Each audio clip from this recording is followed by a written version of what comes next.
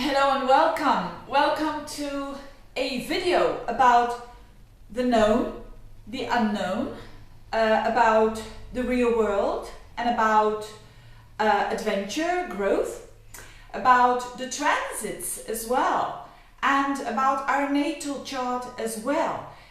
Can we see in our transits, can we see in our natal chart if we prefer the Saturn realm or if we prefer the outer planets? Now this is really interesting. First of all, let's start with the natal chart. Now we all know people that are extremely Saturn-like. So these are people who have maybe a moon or a sun very close to Saturn in a hard aspect, or even a Venus or a Mars or a Mercury. And these are people who really like the comfort zone, who really like structure, who really like planning, who really like things to be as they are and to control that. In other words, these are people who really have the feet on the ground and who are not really keen on change. So, and we all know them, don't we? These are also the people that don't have a lot of aspects with the outer planets, and the outer planets are Uranus, Neptune and Pluto. So if we don't have a lot of aspects in our chart, like the Sun connecting with Neptune, or Uranus connecting with the Moon or with the Sun, so if we don't have that, we are more kind of the extreme example of a person that doesn't like adventure, that doesn't like, how would I say, the desire nature is less as well. You know, they want to stay where they are. There's nothing wrong with that, but that's just the character of that person. So that's one type of people, you could say. It is rare because mostly people are a mixture. Then you've got the other type of people that is also a bit of an extreme, are the people that don't have any aspect to a personal planet with Saturn. They all have aspects, or one or two or maybe three, with these outer planets.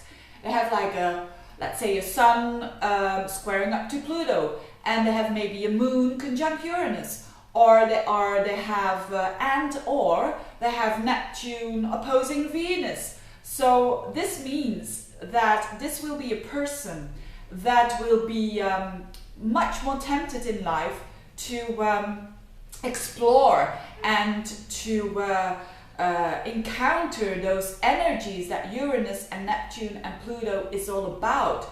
So they will be pulled out of the comfort zone in order to explore new paths.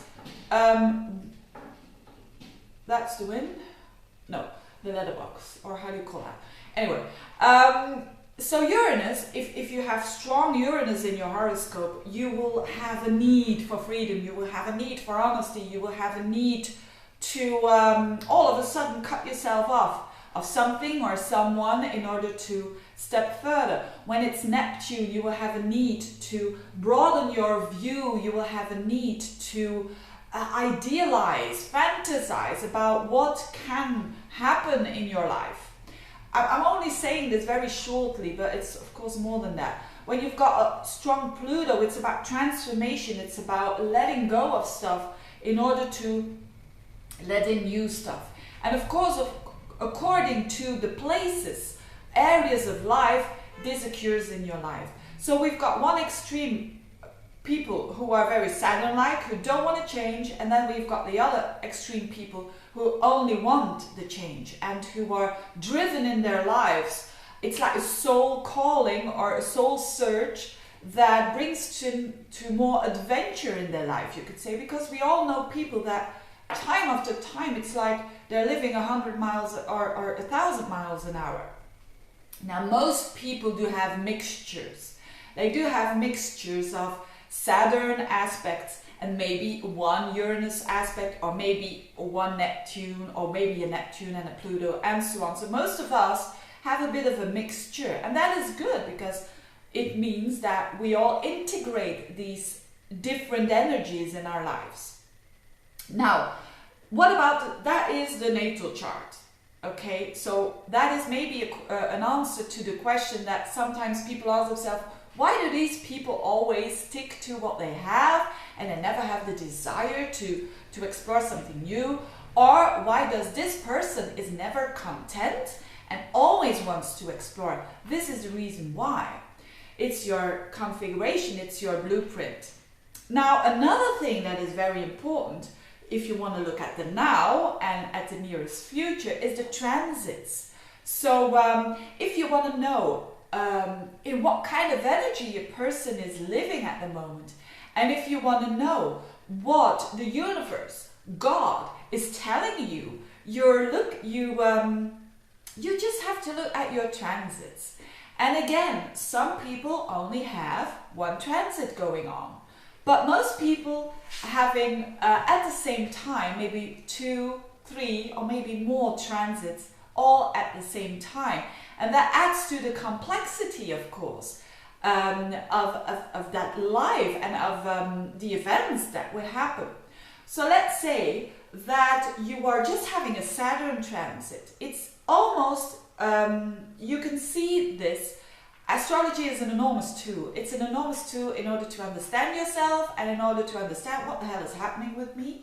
So, if you have in your life the feeling that nothing is going, nothing is progressing, if you've got the feeling that it is testing times, if you've got the feeling that there are restrictions rather than opportunities, then you look at the chart in the transits and progressions and you probably will see Saturn there. Saturn aspecting a lot, or maybe just one planet.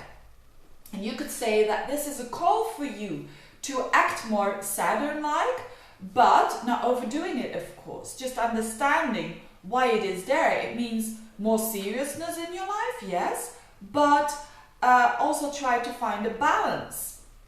So, and another person can maybe encounter, let's say you've got a natal chart that is very Saturn-like, so you have no connections with outer planets, and you're very Saturn-like, and all of a sudden you have a Neptune transit squaring up to your Venus, for instance, and you've got a Pluto, let's say, opposing your moon.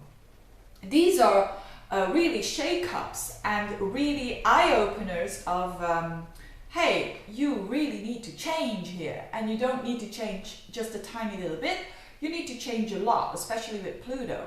But also with Neptune, it shows you need to have a bit of a broader view, and you need to work a bit with your fantasy or with other realms, or seeing a bit bigger the picture than you normally should do. So with someone who's got already in their natal charts context between Pluto or Neptune, it would be easier for them because they recognize the energy.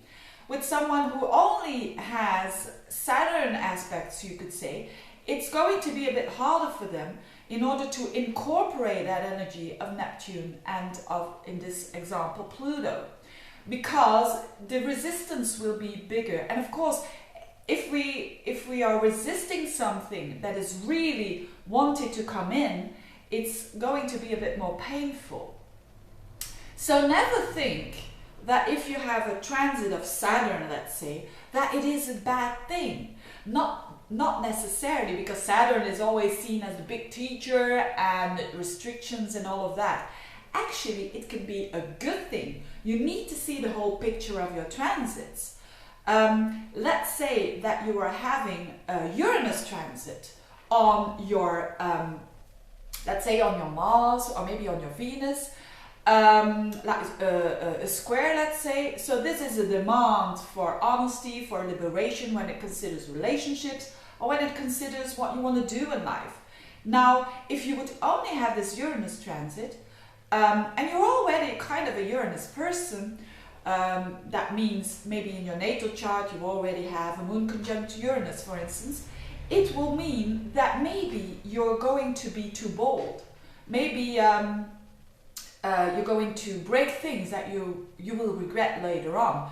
But let's say at the same time you're having a Saturn transit, this can really add to the balance, you see? So it's not always bad. if you're having a Pluto-Uranus transit, which is all about transformation, and at the same time somewhere in your chart you're having a Saturn transit, it can actually be a very good thing because it keeps you on the ground. So what I'm trying to say here is, if you know a bit about astrology and you're looking at your transits, be aware, if you're looking at one transit, that it is only a piece. So be aware that you're not doing the overall picture. And if you really want that, go and look for a good astrologer, an astrologer that you feel good about. And because most astrologers, they will have to look at the whole picture. And it's not good to always look at just the hard aspects. These are like squares and conjunctions and oppositions. It's also good to look at the trines and the sextiles, because it shows the energies of Saturn transits and outer planet transits. So it is very interesting if you understand the whole picture of your transits, that you know where you are and you know why things happen in your life, where sometimes if you don't know that and you're not aware of it, you can really get frustrated. And so yeah, that's what I wanted to say, I suppose. So never just look at one thing, one aspect. Well, you can do that in order to learn, but step aside and know that this is only just one side of the medal. And you can be lucky or unlucky to have on one planet 2 different transits. That is happening a lot right now. Why? Because Pluto is already aspecting Uranus. So for a lot of people who have Pluto transits, they bring along the Uranus. For a lot of people who are having Saturn transit, they bring along Neptune. Or they bring along, not now anymore, but they have brought along Pluto. So this is possible because Saturn has trine Neptune, it has sextile Pluto. So therefore, sometimes people on the same planet, you can have like the restriction feeling, like Saturn on your Mars, for instance, and it is really grounding you. But on the other hand, you can have a Neptune in a trine with Mars. So, and this is just the opposite. This is really saying no boundaries at all. And this is why people often have paradoxes in their life. But again, it's just meaning that these paradoxes are there to teach you exactly what it wants you to teach. So I just wanted to add this to a bit of astrology. So if you have any questions about that, keep on putting some links below, not links, but comments below. Thank you very much for listening. Wishing you a good day or evening or night or whatever. And bye-bye.